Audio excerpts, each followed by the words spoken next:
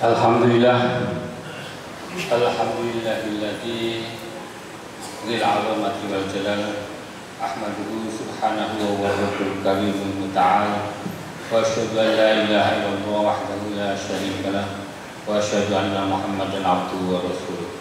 Allahumma shalli wa sallim ala 'abdika wa rasulika Muhammadin wa ala alihi wa sahbihi. Ya ayyuhal hadirun ittaqullaha haqqa tuqatih wa la tamutunna illa wa antum muslimun. Wallahu ta'ala fi kitabil aziz. A'udzu billahi minasyaitonir rajim. Bismillahirrahmanirrahim. Faqim wajhaka lid-dini hanifa fitratallahi allati fataran nas 'alaiha la tabdila li khalqillahi dzalika dinul qayyim walakinna aktsarun nas la ya'lamun. Para hadirin rahimakumullah, marilah kita tingkatkan ketakwaan kita kepada Allah Subhanahu wa taala di dalam situasi yang tidak mudah dan banyak ujian pada akhir-akhir ini. Di dalam khutbah ini kita akan melihat ataupun membicarakan sedikit tentang manusia menurut perspektif Islam. Perhadirin rahmatullah, dan ayat tadi dijelaskan bahwa Allah telah mencipta manusia pada fitrahnya, dan fitrah itu mengandung unsur-unsur kebaikan dan unsur-unsur non ataupun lawan dari kebaikan, sehingga potensi pada diri manusia itu adalah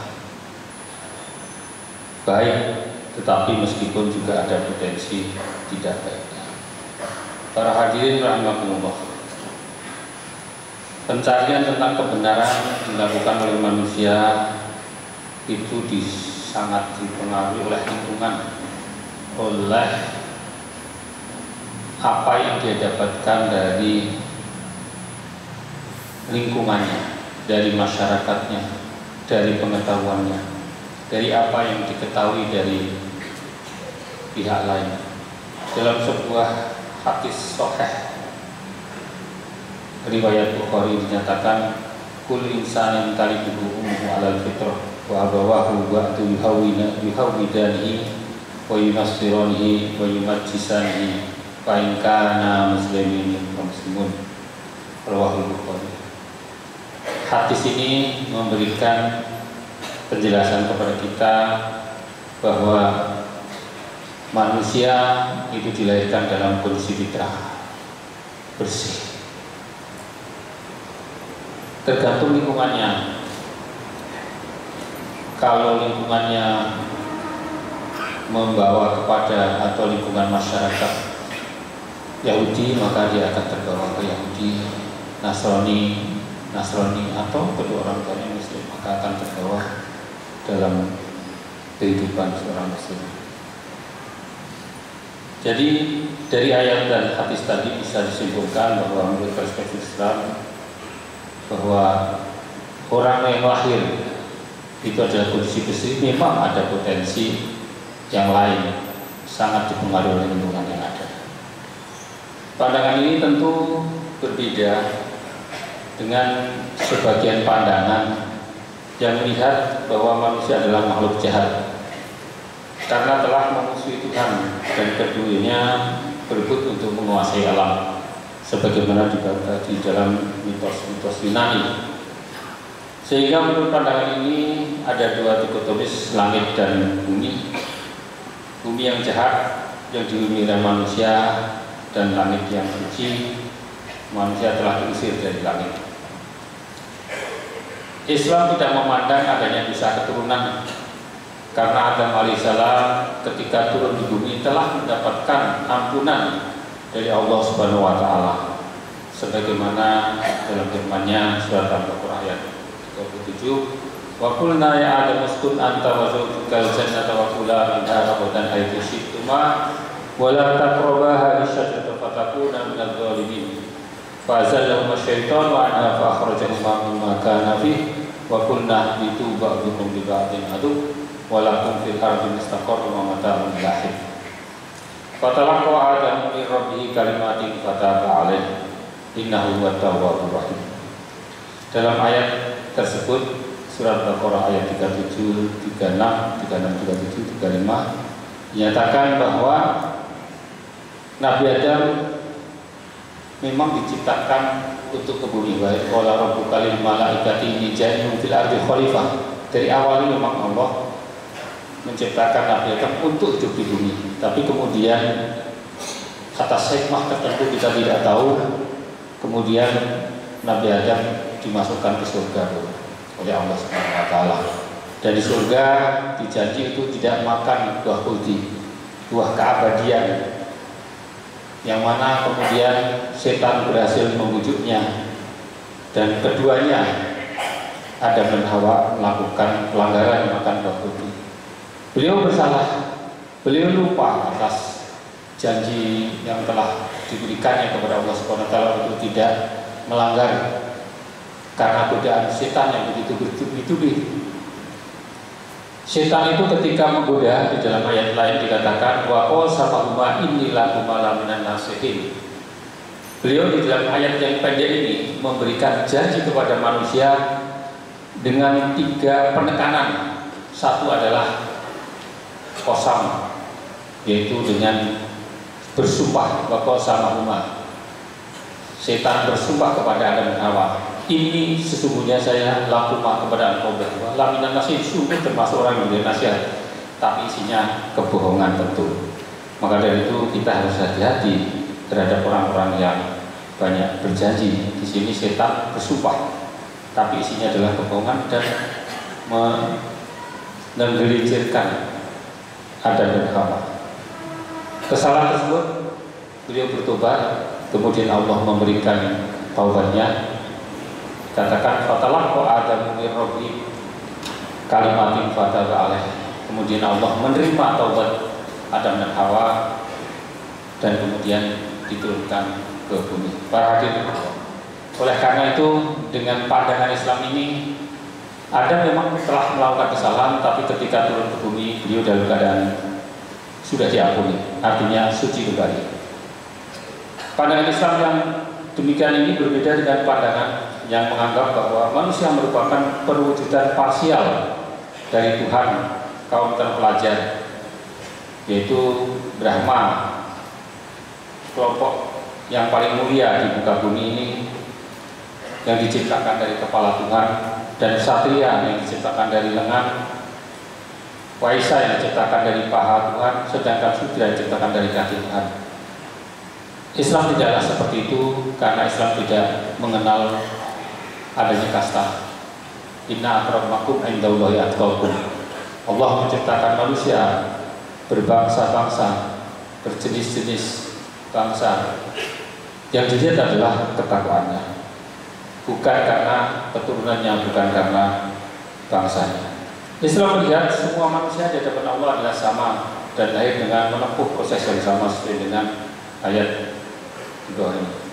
Wallazi khalaqakum min turabin tsumma min nutfatin tsumma min 'alaqatin tsumma yukhrijukum tiflan tsumma litablughu ashuddakum tsumma litakunu syuyukha wa minkum man yutawaffa min qablu wa litablughu ajalan musamma wa la'allakum ta'qilun. Al-Ghafir 67. Dalam ayat ini disampaikan bahwa semua penciptaan manusia memulai melalui sebuah proses yang sama. Ciptakan dari tanah, kemudian segumpal tanah atau segumpal daging, kemudian menjadi anak, kemudian dewasa, kemudian tua, kemudian meninggal. Semuanya melalui proses tersebut. Tentu dengan perbedaan-perbedaan tertentu, ada yang meninggal muda dan sebagainya. Sampai di sini bisa disimpulkan bahwa secara fitrah manusia mengarah pada perilaku yang baik, bukan perilaku yang jahat. Akan tetapi fitrah manusia tidak selama murni, tidak selamanya murni. Banyak yang tercemar oleh lingkungan yang beraneka ragam, yang telah menyimpang dari kehendak Allah. Jika penyimpangan yang ada telah sedemikian jauhnya, maka sejauh ini pula fitrah manusia menjauh dari kebenaran. Disinilah diperlukannya peran agama sebagai ajaran Allah yang paling murni dan benar untuk membimbing manusia agar senantiasa tetap pada fitrahnya. Para hadirin rahimakumullah, maka dari itu betapa pentingnya pendidikan, di mana di dalam pendidikan tersebut harus disisipkan nilai-nilai etika. Nilai etika yang paling luhur, yang paling bersih adalah agama. Sehingga kita kenal adanya etika berdagang, etika berdiplomasi, etika dan lain sebagainya. Di sini pula Islam mengajarkan di dalam hal-hal tersebut. Para hadirin rahimakumullah, fitrah ini kita jaga agar senantiasa bersih dari penyimpangan, sehingga bisa menjadi penuntun menuju kebenaran. Dan akhirnya marilah kita tingkatkan kualitas keagamaan kita agar bisa menjaga kebersihan kita yang ada dengan banyak melakukan perbuatan baik, menjauhkan perbuatan yang diragukan kebaikannya, apalagi yang jelas-jelas buruk. Barakallahu li wa lakum fil Qur'anil azim wa nafa'ani wa iyyakum bima fihi minal ayati wa dzikril hakim wa taqabbalallahu minni wa minkum tilawatahu innahu was-sami'ul 'alim. Aqulu qawli hadza wa astaghfirullahal 'azim li wa lakum fastaghfiruhu innahu huwal ghafurur rahim. Allahumma shalli ala nabiyyika sayyidina wa maulana Muhammadin wa ala alihi wa sahbihi wa barik wa sallim ajma'in.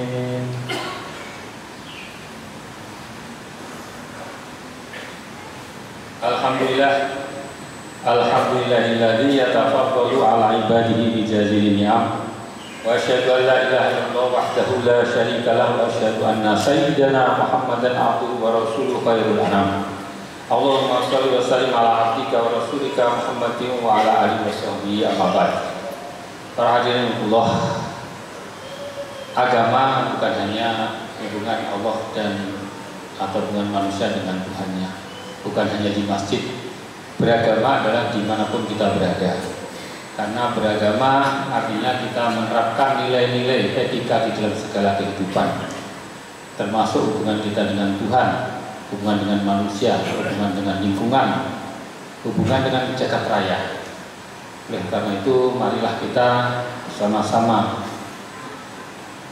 menerapkan semua nilai-nilai kebaikan yang ada di dalam agama kita, agama Islam, di dalam seluruh kehidupannya. Inna Allaha wa malaikatahu yusholluna 'alan nabi ya ayyuhalladzina amanu shollu 'alaihi wa sallimu taslima. Allahumma rضى عن الصحابة أجمعين وعن الخلفاء الراشدين الأئمة المهديين أبي بكر وعمر وعثمان وعلي وعن سائر أصحاب نبيك أجمعين وعن التابعين ومن تبعهم بإحسان إلى يوم الدين. Allahumma rضى عنا بمنك وكرمك ورحمتك يا أرحم الراحمين. Allahumma ighfir lil muslimina wal muslimat wal mu'minina wal mu'minat al ahya'i minhum wal amwat. Rabbana hab lana min azwajina wa dhurriyyatina qurrata a'yun waj'alna lil muttaqina imama. Rabbana atina fid dunya hasanah wa fil akhirati hasanah wa qina adzabannar. Subhana rabbika rabbil izzati amma yasifun wa salamun alal mursalin walhamdulillahi rabbil alamin. Ibadallah wa ya'muru bil 'adli wal ihsani wa ita'i dzil qurba wa yanha 'anil fahsya'i wal munkari wal baghi ya'idzukum la'allakum tadhakkarun wa 'ala ni'amihi wa la tashkurun. Alhamdulillahirabbil alamin.